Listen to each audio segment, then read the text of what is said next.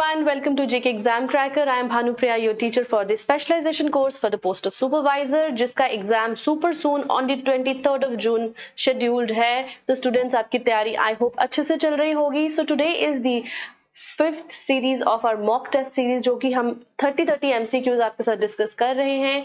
ठीक है, तो ये आपकी फिफ्थ मॉक टेस्ट का फिफ्थ सीरीज है and in total we have done up to 700 MCQs.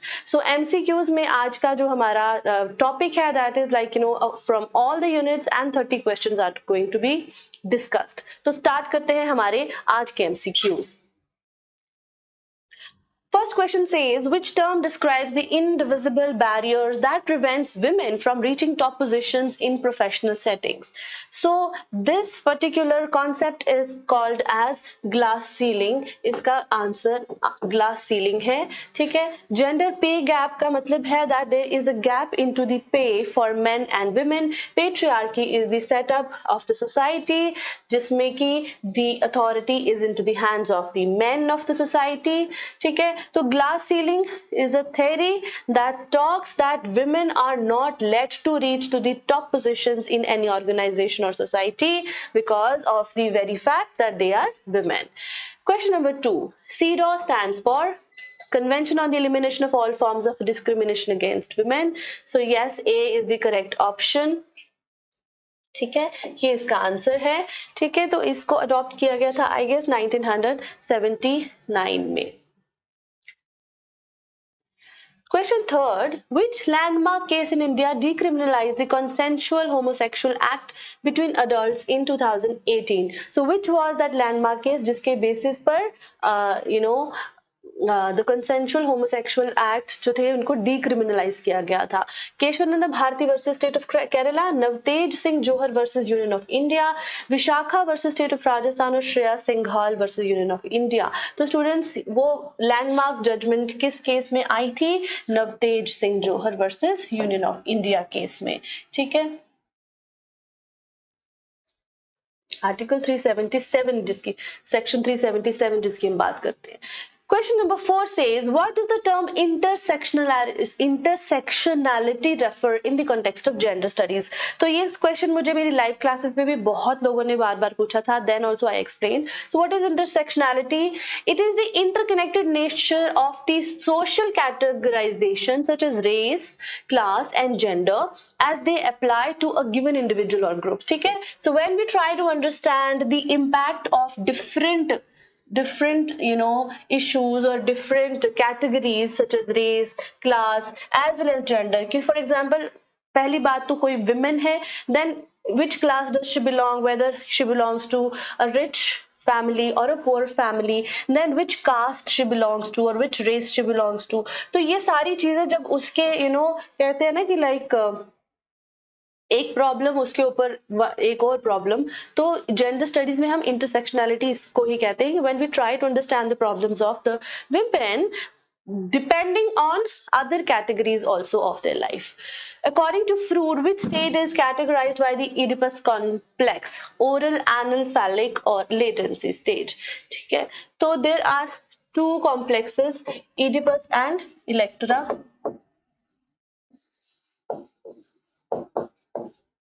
Okay, तो ये क्या कहते हैं फ्रूड, दैट बचपन में बच्चों की एक टेंडेंसी रहती है that they feel like that we are the partners और we have like more right on our opposite sex parent. मतलब कि लड़कों की जो इंटीमेसी या जो क्लोजनेस है वो अपनी मदर के साथ ज्यादा रहती है और उनको लगता है that my father is my rival, and the girl child feels that kind of intimacy and closeness to the father and she feels that my mother is my rival.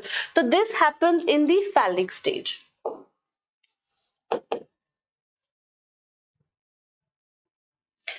Okay. Question number 6. In Erickson's theory, the conflict of trust versus mistrust occurs during which stage of development? Trust और mistrust का जो confusion है वो infancy में आता है, early childhood, preschool age और school age. So it happens in the infancy. where the child or the infant has this problem कि वो किसको trust करे और किसको trust नहीं करे. तो they feel safe like with their family members, but when they are not with their family members या जब उनकी जानने वाला उनको कोई नहीं मिलता तो they start feeling insecure and crying. Which of the following is not one of the Erickson's stages of psychosocial development? He has given 8 stages. तो इनमें से कौन सी एक स्टेज नहीं है? Initiative versus guilt उनकी एक स्टेज है. Industry versus inferiority school age में आती है, ठीक है. जनरेटिविटी वर्सेस स्टैग्नेशन जो है वो लास्ट स्टेज में आती है. ईड वर्सेस ईगो जो है वो कोई स्टेज नहीं है. It is id ego and super ego given by Sigmund Freud. Which sociologist is known for the looking glass self theory, which describes the development of self through the social interactions? So looking glass self theory is given by C.H. Cooley. Very clearly, it gives the concept of self. According to G.H. Mead, the generalized other represents generalized other. He has given us two: significant other and generalized other. तो generalized other से क्या मतलब है? The specific individuals who influence a child's life. This ये जो है ये कौन से होते हैं? They are specific others, यानी कि जो बहुत important होते हैं. The expectations and attitudes of society as a whole, the internalized parents' voice or the child's own perspective. जब हम generalized other की बात करते हैं, it is like what the society says. तो apart from your family, immediate family, पूरी society को का जो एटीट्यूड होता है, उनका जो नजरिया है, उसकी तरह से जब हम अपने आप को जीते हैं, that is our generalised other. 10th question, which theory of socialization emphasizes the importance of role taking and the development of the self through stages of play and game? Cognitive development theory, social learning theory, psychoanalytic theory, or symbolic interactionism? So cognitive development theory talks about the development of the mental abilities of the child. Social learning theory, psychoanalytic theory या symbolic. तो ये GH Mead role taking जो है, development of self, this play end game stage हमें दी है GH Mead ने ना, ठीक है. This is not symbolic interactionism, it is the psychoanalytic theory. Psychoanalytic theory मतलब जिसमें GH Mead tries to analyze that how one's self develops by keeping in mind the other. So id, ego, super ego उन्होंने दिया हुआ है ना, sorry, self and the super ego. तो ठीक है, तो GH Mead की ये थ्योरी है. तो this is psychoanalytic theory. Which of the following is characterised by persistent excessive worry about various aspects of life? persistent worry about various aspects of life जब भी हम कहते हैं, it is generalized anxiety disorder. specific phobia on the other hand is like phobia regarding एक intense fear towards specific objects or situations. ठीक है. Obsessive compulsive disorder on the other hand is when you have this obsession to do something compulsorily, और वो चीज आपको परेशान करती रहती है, जब तक आप वो काम नहीं कर लेते आपकी परेशानी भी नहीं जाती. Whereas PTSD या post traumatic stress disorder occurs when somebody has faced some or the other kind of a trauma. Now, what is the primary feature of obsessive compulsive disorder? Obsessive compulsive disorder, मैंने कहा ना कि you have this obsession, आप इस चीज को ignore नहीं कर पाते हैं, दैट आपको कंपल्सरली कुछ करने की जरूरत पड़ती है, वो काम आपको दिमाग में परेशान करता है और आपको वो करना पड़ता है. For example, may be cleaning your house again and again, may be washing your hands again and again, and you feel like there are germs, there is dirty, ये ना हो जाए वो ना हो जाए, आपका दिल घबराता रहता है. रेकरेंट पैनिक अटैक्स, नो, ये पैनिक डिसऑर्डर में होता है. Intrusive thoughts and repetitive behaviour, yes, this is the correct option B. Repetitive thoughts मतलब आते हैं, बिहेवियर कुछ बार बार आपको करना पड़ता है वो. एक्सेसिव फियर नहीं है, री एक्सपीरियंसिंग ट्रॉमेटिक इवेंट भी नहीं है. So B is the correct answer. अब in the context of PTSD, what does the term hyperarousal refer to? Hyper arousal का क्या मतलब है? Difficulty in falling asleep, being easily startled and feeling tense, flashbacks and of traumatic event, or avoidance of the reminder of trauma. तो जब हम hyper arousal की बात करते हैं ना, तो ये होता है कि बड़ी आसानी से आप परेशान हो जाते हैं। मे बी आप जो इंसान पीटीएसडी को फेस कर रहा है या फिर गुजर रहा है इस एंजाइटी डिसऑर्डर से, इसका शिकार है, अगर समझिए वो चुपचाप बैठा है और पीछे से कोई एकदम से आके उसको छू भी ले तो वो अग्रेसिव हो जाएगा इंसान, या फिर उसको हिट करने में, मारने के लिए उठ पड़ेगा, क्योंकि you are like being easily आप ट्रिगर हो जाते हैं, because you are always on that defensive mode कि मुझे यहाँ से खतरा है, वहां से खतरा है, just because you have faced a trauma. Which therapy is most commonly used for treating phobias? Cognitive behavioral therapy, psychodynamic therapy, electroconvulsive therapy और interpersonal therapy. तो अगर हम बात करें कि फोबियाज को कैसे ट्रीट करते हैं, it is by cognitive behavioural therapy, that आप इंसान को यू ट्राई टू उनका डर निकालने की कोशिश करते हैं, उनके माइंड को कंट्रोल करके कि देखिए आप पानी से डरते हैं या पानी से आपको खतरा महसूस होता है, लेट्स कम विद मी, एक बारी पैर डाल के देखो, ऐसा करके देखो। तो धीरे धीरे उनके माइंड को उनके बिहेवियरल थेरेपी की जाती है। Panic disorder is characterised by chronic worry about everyday life. This is GAD. Episodes of intense fear or discomfort that peak within minutes. Yes, B is the answer. Avoidance of social situations or repetitive behavior and rituals. So B जो है वो हमें बताता है that what the panic disorder is like. कि आपको बहुत ही intense ज़्यादा डर लगता है, you get discomfortable and within minutes आपको panic attack आ जाता है. Which neurotransmitter is commonly associated with anxiety disorders? Dopamine, serotonin, acetylcholine और GABA. तो इसका आंसर क्या है? इसका आंसर है GABA. ओके, तो ये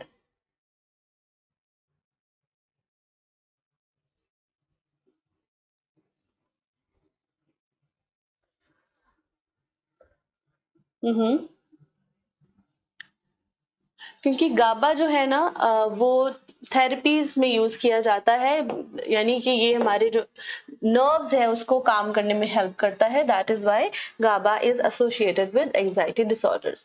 now what is agoraphobia? Agoraphobia, fear of open spaces, fear of spiders, fear of heights or fear of social interaction. So agoraphobia is A.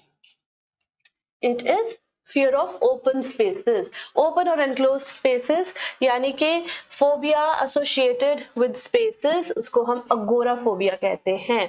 तो students, I hope आप लोगों ने different phobias की terms को भी learn करने की, internalize करने की कोशिश की होगी. The list I gave you in my class as well as in my revision classes. तो वो आपने जरूर एक बारी नजर लगा के या मेन फोबियाज को याद करके जाना है. Which of the following is a common symptom of obsessive compulsive disorder? Hallucinations, delusions, compulsions or amnesia. As the name is, it is compulsions. That compulsorily you have to do something, to do a task or an action, have to. नहीं करोगे तो आपका दिल घबराता रहेगा, दिमाग परेशान रहेगा, you will not be able to focus. What is the main difference between acute stress disorder and post traumatic stress disorder? अब देखिए, acute stress disorder भी पीटीएसडी का ही पार्ट होता है, बट एक्यूट स्ट्रेस डिसऑर्डर जो है ना, उसे हम कहते हैं कि लाइक आज जैसे किसी के साथ कोई हादसा हुआ, कोई एक्सीडेंट फेस किया किसी ने, या फिर किसी का कोई अपना डियर वन की डेथ हो जाना उसके सामने, कोई मर्डर देखा उसने, या फिर किसी तरह के अब्यूज के शिकार हो गया कोई, तो with in the first month of that incident जो भी उसको स्ट्रेस या एक्सेसिव फीलिंग्स होती हैं, उनको हम एक्यूट स्ट्रेस डिसऑर्डर में शामिल करते हैं. So acute stress disorder occurs immediately after a trauma and lasts for less than a month. while PTSD persists for longer. So यही इसका true option है. बाकियों को देख लेते हैं. ASD is more severe than PTSD. ASD involves physical symptoms and PTSD does not. There is no difference, they are the same. So ये इसके सही आंसर नहीं है. A is the correct answer. Okay. Moving on to question 20, which therapeutic approach is specifically designed for PTSD and involves the processing of traumatic memories? Cognitive behavioral therapy, dialectical behavioral therapy, eye movement desensitization and reprocessing, acceptance and commitment therapy. So what do I think is, I have a doubt in A and D. आप लोगों ने क्या करना है, इस stress disorder को, PTSD को, इसके नोट्स पे देखना है और इसकी क्या क्या ट्रीटमेंट्स हैं उनको देखना है, एंड ए या बी में से क्या बेटर सूट करता है. और मुझे जहां तक लगता है कि इट इज डी. तो ठीक है, if there are any correction like if either it is A or D, तो आप लोगों ने वो कर लेना है. 21, social anxiety disorder is characterised by fear of being in public spaces, fear of specific objects, fear of being judged or negatively evaluated in social situations, or fear of closed spaces. तो हम बात कर रहे हैं यहाँ पर social anxiety disorder की. So social anxiety disorder is related with this, that when a person has this phobia that I do not want to face many people or go into a social situation because I might be judged negatively, तो इसलिए वो avoid करते हैं socially active होने में. 22nd question reads, which of the following best describes a specific phobia?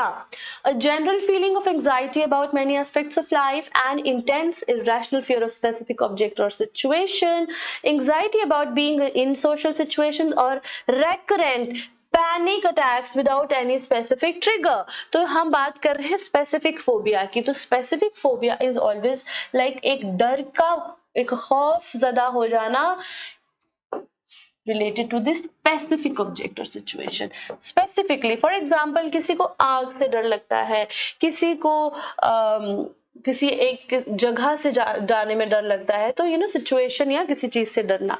Which of the following is not typically considered as an anxiety disorder? Panic disorder, obsessive compulsive disorder, bipolar disorder, social anxiety. भाई हमें पता है ये तीन तो हैं ही. तो bipolar disorder जो है वो हम इसको as such anxiety disorder नहीं मानते. ये क्या होता है, होता क्या है, लेकिन जिसे हम इसे वेरी लेमन लैंग्वेज में कहते हैं mood swings.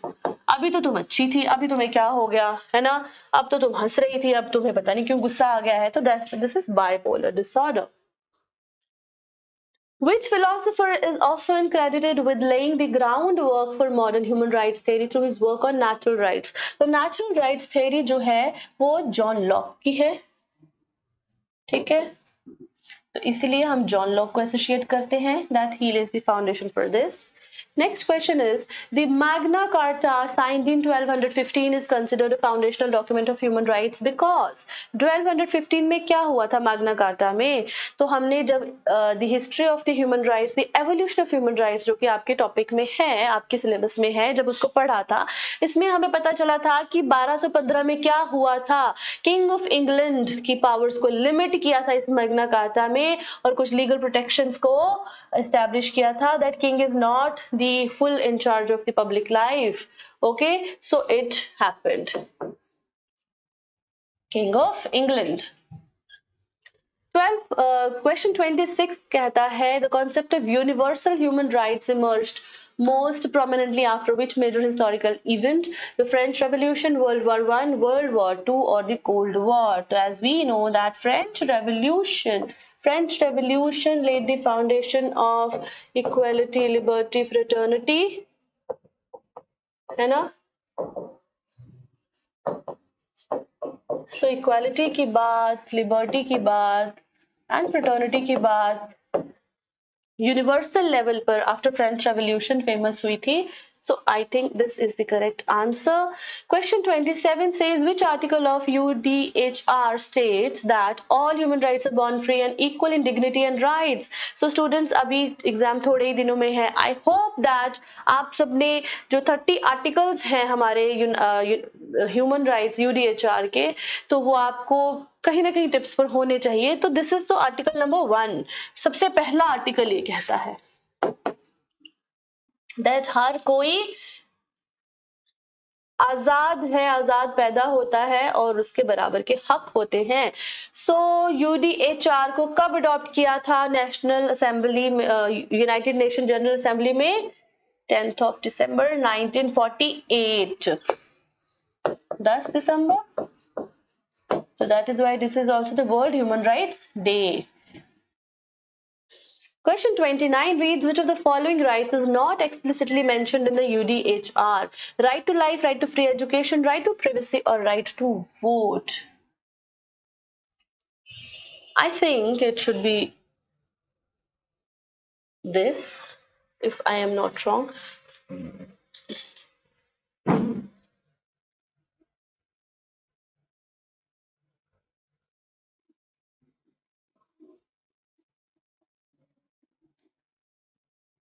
Yes?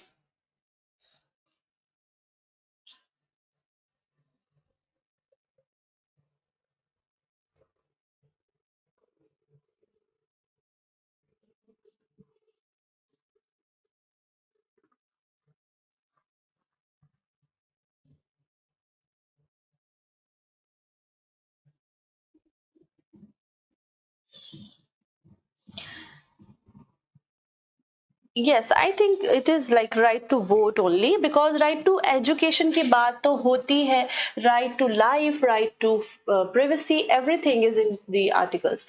The last question reads, the term gender roles refers to. What is the term gender roles refers to? Biological difference between men and women? No. Biological बात नहीं करता है ये. Expectations about how people should behave based on their gender, legal rights associated with gender, or psychological traits unique to each other. It is like how people belonging to different genders are expected to behave or carry out their life in accordance with the expectations of the society. तो ठीक है students, with this हमने 30 questions आपके साथ discuss किए, which were from all the units of the specialization. I hope they have been helpful to you. So stay connected with JK Exam Cracker for more updates and more questions and more MCQ series, more MCQ topics for the upcoming exam, and all the best to all of you. Thank you.